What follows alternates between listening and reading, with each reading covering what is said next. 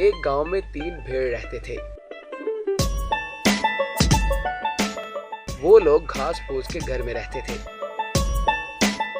एक दिन एक बदमाश भेड़िया उनके घर के पास रहने आया। ये देखकर तीनों डर गए। सबसे बड़े भाई ने कहा, वो भेड़िया हम पर किसी भी वक्त हमला कर सकता है। ये घर हमारी हिफाजत नहीं कर सकता। हमें एक नया और मजबूत घर बनाना होगा।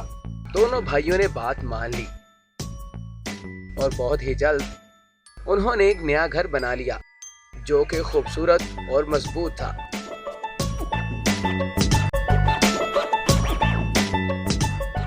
एक दिन भेड़िया उनके घर की तरफ आया ताकि वो तीनों को खा सके।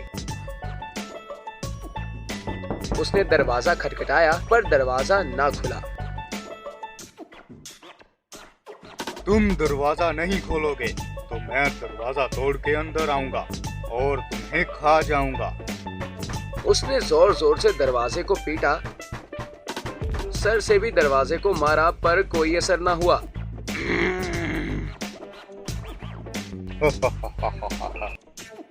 भेड़िया छत पर चढ़ गया और चिमनी से नीचे जाने की कोशिश करने लगा, लेकिन तीनों भाई तैयार थे। उन्होंने भट्टी में लकड़ियां डालकर आग जला रखी थी। जब भेड़िया कूदा तो सीधा जलती भट्टी में जा गिरा।